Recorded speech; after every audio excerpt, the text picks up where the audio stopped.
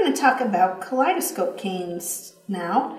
There are so many ways to do these because basically if you've ever seen a kaleidoscope, it's a set of triangular mirrors inside of a tube. And so the patterns you see in a kaleidoscope are just reflections on those mirrors, so they're kind of mirror images of each other and everything. So basically any cane made of multiple components with mirror images can, fall under the definition of a kaleidoscope cane.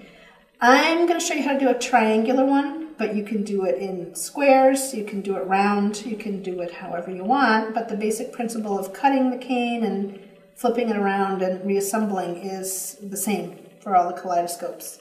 So, this is a multiple component cane. Honestly, you could do it all in solid colors. I threw in some old canes I had, and you just want to reduce them, whatever canes you have or whatever length of clay you want to do, to reduce them down kind of smaller, because we're going to be adding a whole lot to this, unless you want to make a giant cane, and then you can do whatever size you want, but I tend to go a little bit smaller. So it's just a matter of assembling them. It can just be random. We've done some multiple component canes where it's very precise and uniform, but here this is just kind of random. So I'm just going to grab a couple.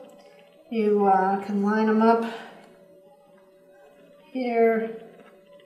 We're trying to build like a little triangle. So let's put that down there. It doesn't matter, we can just put this here. Doesn't really matter how you do it. Stick that in there. Whatever, how you do it. We're just trying to build a little triangle shape, basically. So just toss your canes in there. Now, obviously, you don't have to toss them. You can actually use a lot of thought and pre-planning if you want, but I'm just kind of tossing them in there today because for my goal today, it can just be random. So you want to build a little triangle shape. Now you're going to start compressing that and reducing it in the triangular shape. This is, anytime you're not just doing a round shape, it's a little bit trickier. But the same principles apply. If we're doing a round cane or a square cane, we're going to be pinching from the middle. We're going to be compressing together. We're going to be pulling to lengthen.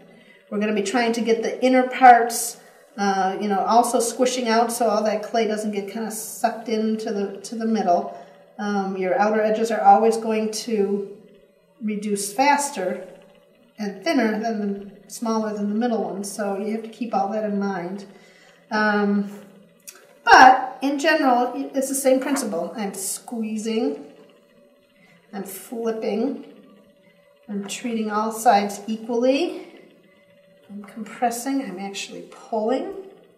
Sometimes it's hard to see that on camera, but I really am pulling this too, as I'm pressing in with my fingers as I pull out.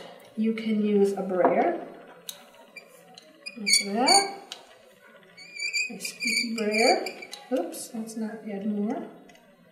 Although that's okay if you're doing this particular one.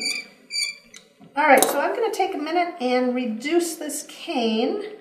I don't want to do it too quickly because I would like to still keep it in a triangular shape. So I will be back in a second with a reduced cane for you.